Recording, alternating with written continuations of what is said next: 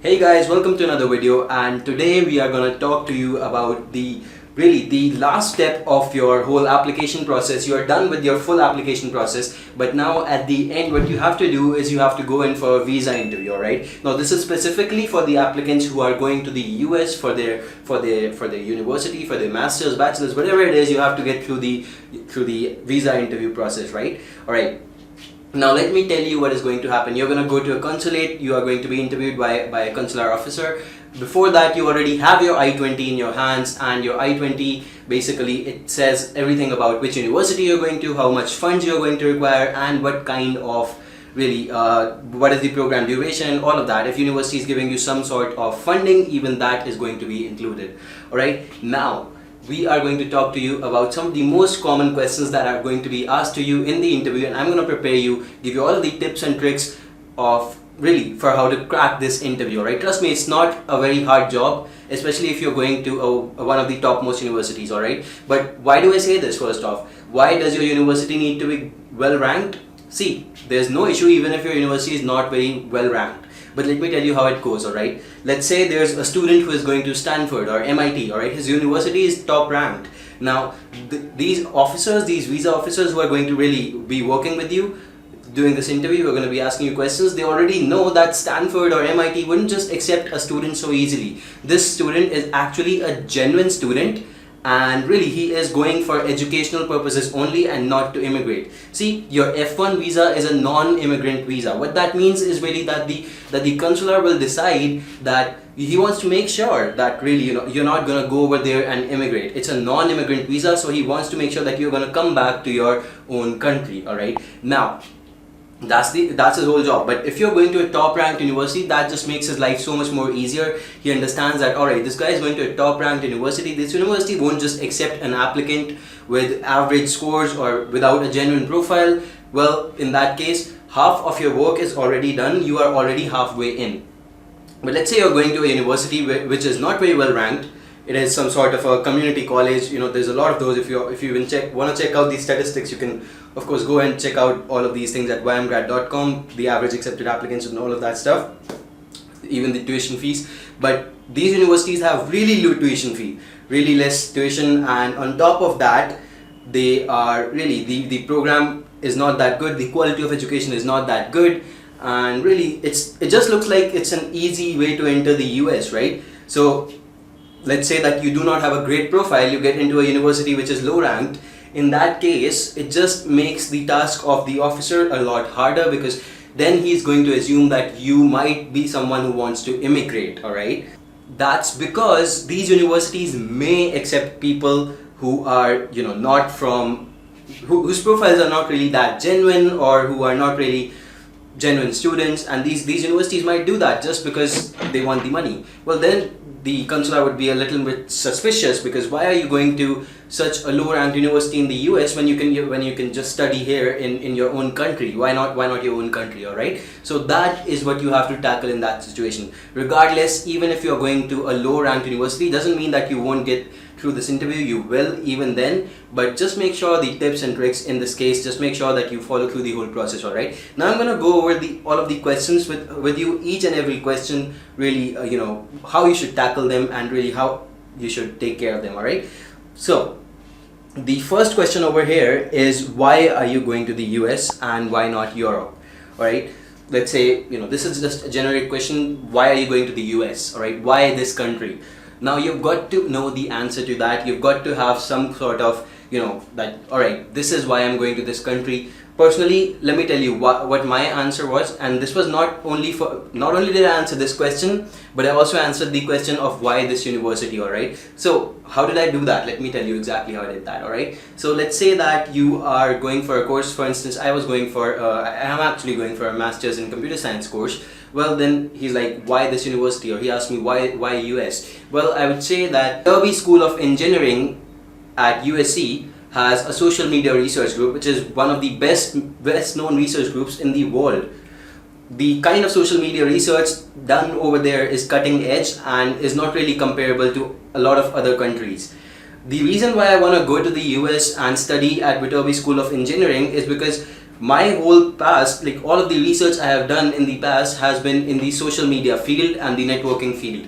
Now I want to take that a notch higher. I want to take that to the next level, and I want to actually work with the people who are working in the frontiers of this field, really, researching in the cutting edge of this domain. All right, that's the kind of answer you want to give. And apart from that, I also did something. All right, let's say this professor, I know the professor name, of course I'm not disclosing it in this video, but apart from that, Professor X has already given me a research assistantship, and I would love to work with him because he is one of the biggest names in social media research. So that's why, besides all of that, so just sum it up in 2 or 3 lines, and that's it. Keep it simple, keep it short. A simple answer, alright? Make sure that your reason is genuine, and I believe this is as genuine as it gets, right? You name a person, you name the research group, you name things like that, alright? And if your history shows that, if your past history or study, all of that, whatever you are studying in your bachelor's, all of that kind of corresponds to that, it looks true, it looks genuine, it looks consistent, well, you are true with this question, alright? So it's as easy as that. Plus, by the way, make sure that you keep your answers short and crisp. I kind of made this answer very, very long in this video, but in the actual interview, I was keeping it shorter than this, a lot shorter than this, alright?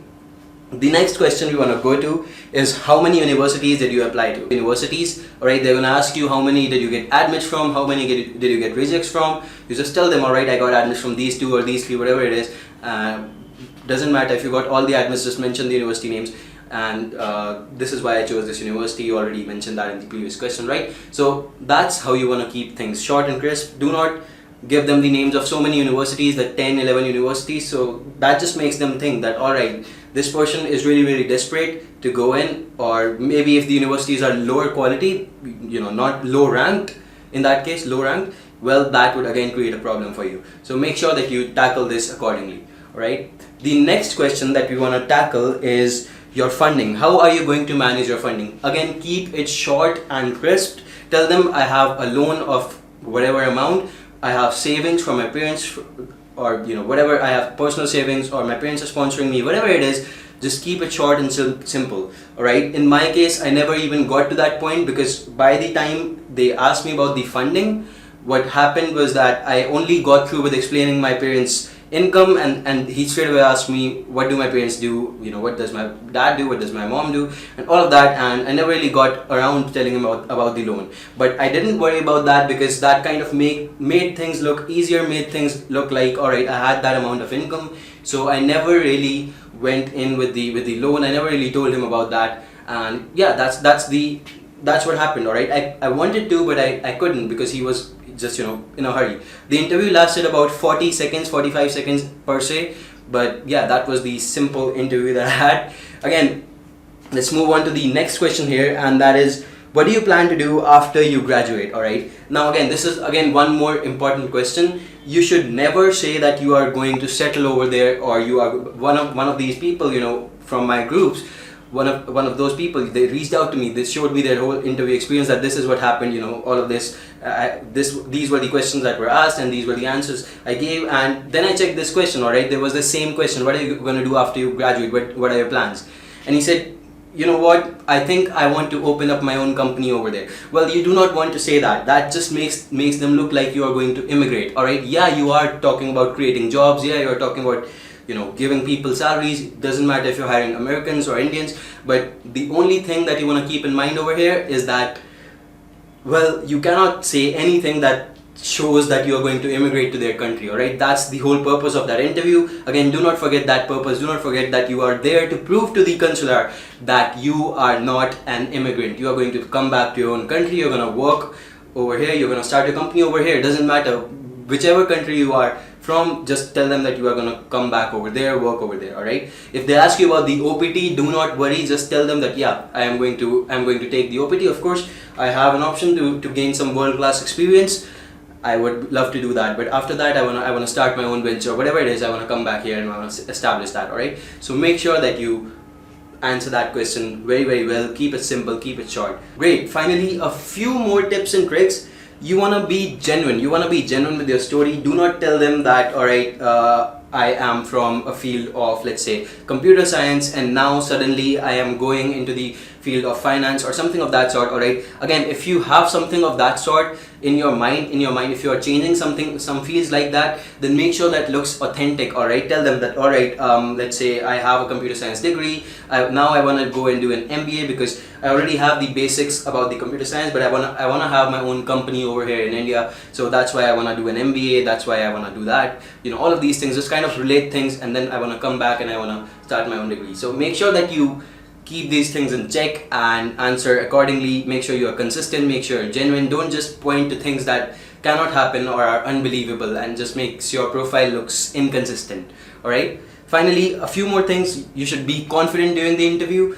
Do not be, do not think that it's a very tricky interview. Don't be nervous. It's not something like that. It's just a conversation. Take it like a simple conversation. All right, speak in English. Practice. If you are not very good, practice with your friend. Practice these questions that I pointed out in this video, and trust me, you're gonna be fine. Just make sure that you take care of all of the things that I talked about. One more thing is that your consulate doesn't matter. If you are going to, let's say, the New Delhi consulate, and some people then go to the Mumbai consulate or whatever it is, doesn't matter. If you are rejected from a consulate, it's not that you have better chances at some other place. All right, so make sure you keep this in mind as well.